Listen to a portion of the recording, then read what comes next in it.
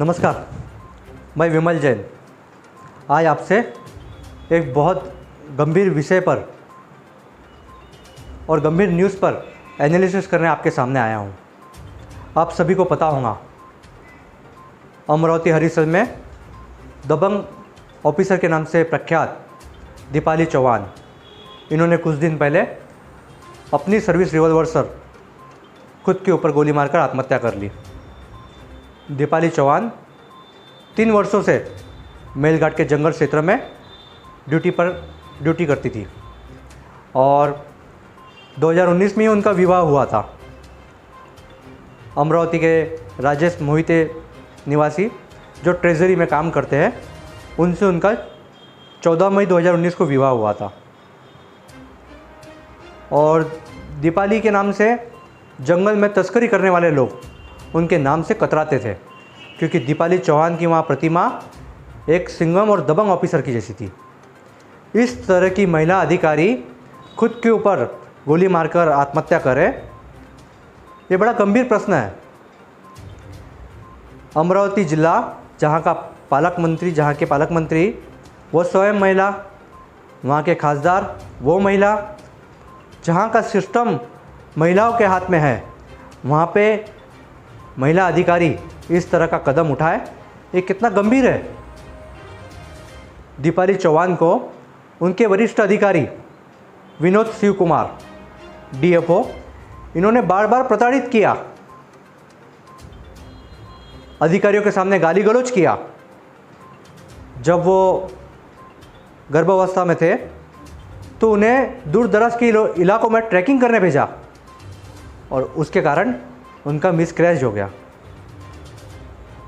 और दीपाली ने ये पूरे प्रकरण की तकरार उनके वरिष्ठ अधिकारी रेड्डी जी है उनसे की थी, परंतु वरिष्ठों द्वारा तकरार में कोई हस्तक्षेप नहीं किया गया।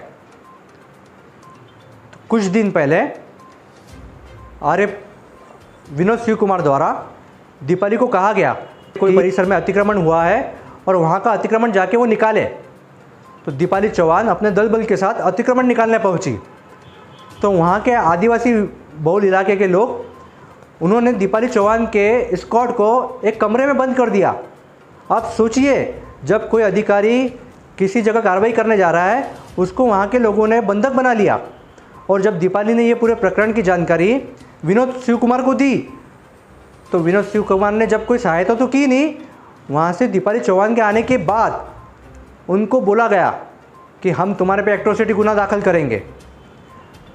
तुझे पता चलेगा, जब तू 4 महीने जेल में बैठेंगी तब तुझे पता चलेगा कि एट्रोसिटी क्या होता है। इस तरह से डराया धमकाया गया। और दीपाली चौहान एक महिला ऑफिसर थी, उन्होंने इतना धमकाने के बाद भी ड्यूटी पर डटी रही, क्योंकि विनोद द्वारा बार बार उनकी तनख्वाह काटने की धमकी दी जाती थी। और दीपाली चौहान एक सामान्य परिवार से आती थी। अब सोचिए, सामान्य परिवार का व्यक्ति पढ़ लिख कर बड़ा होकर जब एक अधिकारी बनता है तो परिवार में किस तरह का माहौल रहता है, क्योंकि अपना पेट काट काट कर बच्चों को पढ़ा लिखा कर वो लेवल तक भेजा जाता है। और वहाँ भेजने के बाद इस तरह की घटनाएं होती है। और सबसे पहली बात कि महिलाएं रहती है वो वन विभाग में ड्यूटी के लिए काफ़ी पीछे है। अगर हम रेशो देखें हमारे प्रदेश का और भारत का, तो महिला वन अधिकारी काफ़ी कम बनते हैं, क्योंकि वहाँ पे जंगली जानवर, शेर, भालू, भेड़िए रहते हैं। दीपाली चौहान शेर, भेड़े, भालू से तो डरी नहीं, परंतु इस क्रूर बुद्धि वाले व्यक्ति विनोद कुमार के टॉर्चर से डर के अपना जीवन का अंत कर लिया। सोचिए, जिस बहादुर महिला को जंगली प्राणियों से डर नहीं लगा, उसे एक विकृत सोच वाले मनुष्य से डर के आत्महत्या करनी पड़ी। कितनी गंभीर होगा, कितना बुरी तरह से ये विनोद ने दीपाली को टॉर्चर किया होगा। ये 3 पन्नों की एफआईआर की प्रत है जो मेरे हाथ में आप देख रहे हैं। 26 तारीख को अमरावती जिले के धारनी में एफआईआर दाखिल की गई है और विनोद शिव कुमार के ऊपर 306 के अंतर्गत आईपीसी की धारा 306 के अंतर्गत गुना दाखिल किया गया है। और ये एफआईआर दीपाली चौहान के पति राजेश मोहिते ने की है। ये एफआईआर में क्या लिखा गया है मैं आपके समक्ष रखता हूँ। राजेश मोहिते ने एफआईआर में लिखा है कि वो चिखलदरा के ट्रेजरी ऑफिस में काम करते हैं और अप डाउन के कारण उन्हें आना जाना पड़ता है। दीपाली ने 25 तारीख को जब राजेश मोहिते ऑफिस के लिए निकले, आर्यपुर निवास स्थान से दीपाली का उनको फ़ोन आया और उन्होंने बोला, वो रो रही थी फ़ोन पे, और उन्होंने उनके पति को बताया कि ये मैं आपसे आखिरी बार बात कर रही हूँ, मुझे बहुत त्रास हो रहा है। उन्होंने क्या बताया रोते हुए? उन्होंने बोला कि मुझे इस विभाग में काम करते हुए बहुत त्रास हो रहा है और शिव कुमार द्वारा मुझे बार बार मेरे कलीग्स, मेरे वरिष्ठों के सामने गाली गलौज से बात की जा रही है, मुझे बार बार धमकाया जा रहा है, अश्लील भाषा का उपयोग किया जा रहा है। आप सोचिए, एक महिला अधिकारी को वरिष्ठों द्वारा अश्लील लैंग्वेज में गाली गलौज से बात करना। वो रोते हुए अपने पति को पूरे घटनाक्रम की जानकारी देती है। तो राजेश मोहिते घबरा गए क्योंकि वहाँ पे नेटवर्क नहीं मिलता है जंगल परिसर में। तो उन्होंने अपनी गाड़ी को रोककर तुरंत वहाँ काम करने वाले एक व्यक्ति को कॉल किया, वो सरकारी क्वार्टर में, और उनको बोला कि देखो दीपाली ने ऐसा ऐसा कॉल किया, क्या हुआ है। तो जब वो वहाँ पहुँचे, उन्होंने देखा दीपाली ने खुद के छाती पर खुद के सर्विस रिवॉल्वर से गोली मारकर आत्महत्या कर ली। और ये आत्महत्या क्यों की? इस विनोद शिव कुमार के कारण। ऐसा उनके सुसाइड नोट में लिखा। इसमें आगे लिखा है कि वहाँ पे सुसाइड नोट मिला और सुसाइड नोट में दीपाली ने स्पष्ट उल्लेख किया कि मैं यह आत्महत्या विनोद शिव कुमार के कारण कर रही हूँ। इन्होंने मुझे बार बार सस्पेंड करने की धमकी दी, मुझे रात बेरात वीरान जंगल के इलाकों में बुलाया। एक महिला अधिकारी को जो खुद का कार्य एक डैशिंग और दमदार शैली से कर रही है, इस तरह की महिला अधिकारी को एक विकृत बुद्धि वाला अधिकारी रात में सुनसान जगह पर बुलाता है, उसकी क्या मंशा होंगी सोचिए। और आगे दीपाली ने इसमें लिखा है कि मैं बहुत तंग आ गई हूँ, और ये पूरा रोते हुए आवाज़ में दीपाली और राजेश जी का कन्वर्सेशन है।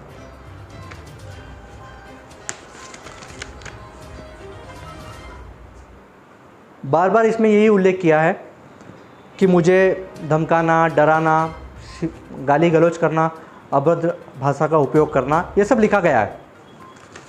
अब हम आपको दीपाली चौहान का सुसाइड पत्र मैं आपको पढ़ के सुनाता हूँ। उन्होंने इसमें स्पष्ट उल्लेख किया कि वरिष्ठ अधिकारी विनोद शिव कुमार मुझे बार बार टॉर्चर करता है, दूर दराज इलाकों में ड्यूटी पर भेजता है और मुझे गलत तरीके से बार बार अलग अलग जगहों पर बुलाया है, परंतु मेरी स्वच्छ छवि और मेरे शैली के कारण मैंने कोई भी विनोद कुमार को कभी मुझ पर हावी नहीं होने दिया। ये बहुत बहादुर महिला ऑफिसर थी जो रात बेरात जंगलों में वन तस्करों पर टूट पड़ती थी। इसमें उन्होंने एक बहुत गंभीर बात लिखी। मुझे ये पढ़ते हुए भी बड़ा अंदर से आक्रोश लग रहा है कि हम कहाँ आ गए। दीपाली चौहान ने इसमें उल्लेख किया कि जब वो गर्भवती थी तो उन्हें दूर दराज के इलाकों में ट्रैकिंग के लिए भेजा गया और वहाँ पे उनका मिस कैरेज हो गया। सोचिए, एक प्रेग्नेंट महिला ड्यूटी पे होने के बाद भी इस तरह के दूर दराज इलाके में भेजना कितना गंभीर अपराध है। शासकीय नियमों में लिखा है कि प्रेग्नेंट महिलाओं को रेस्ट देना चाहिए, बच्चा होने के बाद उनको लीव देना चाहिए, ये बाय लॉ में लिखा है। मगर इस विनोद शिव कुमार ने उन्हें दूर दराज इलाकों में भेजकर उनका मिस कैरेज कराया। आप सोचिए, राजेश मोहिते, दीपाली चौहान, ये कितने खुश रहे होंगे जब इन्हें पता चला होगा कि दीपाली माँ बनने वाली है। माँ बनने की खुशी ये महिलाओं से और माताओं से अच्छा कोई नहीं समझ सकता। मगर इस पूरे घटनाक्रम में सबसे गंभीर बात है ये, विनोद शिव कुमार पर 2 हत्याओं का मुकदमा दर्ज होना चाहिए। एक तो दीपाली की मृत्यु का और दूसरा एक महिला का गर्भ गिराने का। महिला की मृत्यु हुई है और साथ में उसके बच्चे के कुछ दिनों पहले यानी गर्भ गिरा है। तो इस विनोद शिव कुमार पर 2 मुकदमे दर्ज करके उस पर कार्रवाई करनी चाहिए। ये पूरे प्रकरण में और कई सारे तथ्य हमारे सामने आए। दीपाली चौहान ने अपने पति को एक अंतिम पत्र लिखा, बड़ा भावुक पत्र है वो। उस पत्र में दीपाली चौहान लिखती है, मेरे पतिदेव, आप बहुत अच्छे हैं, मैं आपसे बहुत प्रेम करती हूँ, आपसे मुझे मिलना था मगर मैं मिल नहीं पा रही हूँ अंतिम बार। मैं ये सब टॉर्चर से तंग आ चुकी हूँ। अब मुझसे इस तरह की बेइज्जती, टॉर्चर नहीं सहा जाता। बार बार मुझे गाली गलौज देना, वरिष्ठों के सामने नीचा दिखाना, मैं इससे अब टूट चुकी हूँ। मेरा हृदय भर चुका है और मैं अब मेरा जीवन का अंत कर रही हूँ। और इसमें और एक गंभीर बात लिखी, ध्यान से सुनिए, और एक गंभीर बात। इसमें दीपाली चौहान ने लिखा, प्रिय पति, जीवन में किसी भी कामकाजी महिला से विवाह मत करना। क्या लिखती है दीपाली चौहान कि विवाह किसी भी कामकाजी या नौकरी वाली महिलाओं से ना करना। ये होता है हमारे देश में, हमारे प्रदेश में।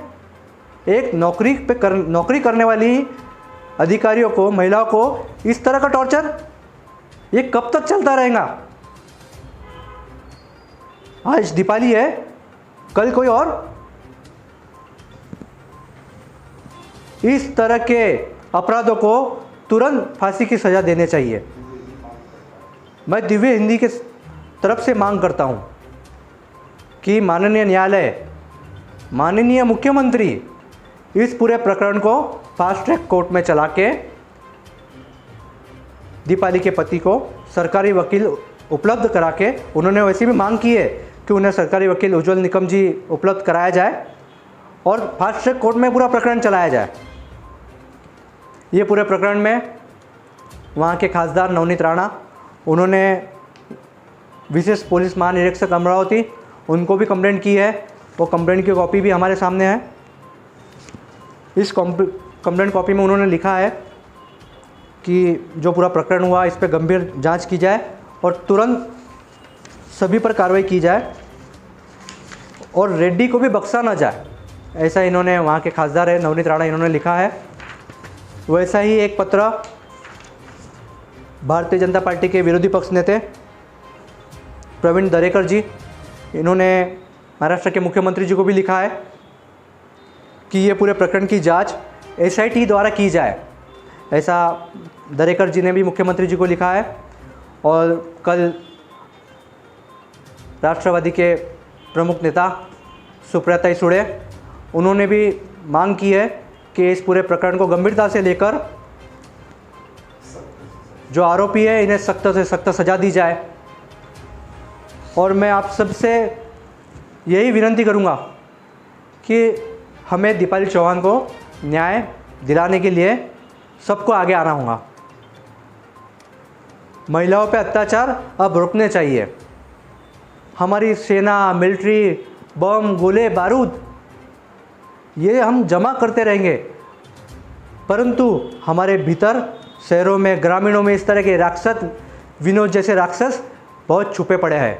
हमें पहले इनको सज़ा देकर इनको नष्ट करना होगा। आज होली का दिन है, आज सब अपने बुराई जलाएंगे, तो मैं आप सबसे विनती करूंगा कि हमें प्रण लेना होगा कि किसी महिला पर इस तरह की अत्याचार की घटना ना हो। और कल एक और वीडियो सामने आया कि इस विभाग की कुछ महिलाएं नवनीत जी के पास, वहाँ के खासदार एक निवेदन लेके गए।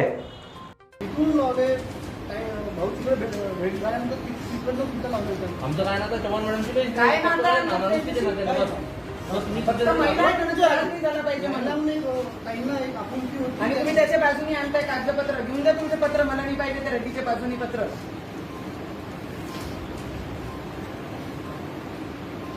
अरे बाई म्हणून थोडीशी भावना ठेवा. तुम्ही काम जरी करत असेल डिपार्टमेंटमध्ये, माणसांनी साईन करून दिले ते वेगळी गोष्ट आहे. बायकांनी कशी साईन करून दिल्या बायकांच्या विरोधात? निवेदन लेके जाते हो। अरे आज वो है, कल आप में से कोई रहता।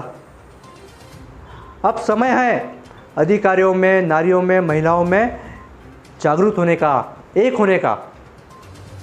और मैं तो सभी महिलाओं को, माताओं को विनती करूंगा, बहनों को विनती करूंगा कि कभी भी इस तरह की कोई प्रकरण, घटनाएं आप पे होती है तो आप निसंकोच दिव्य हिंदी से संपर्क करिए।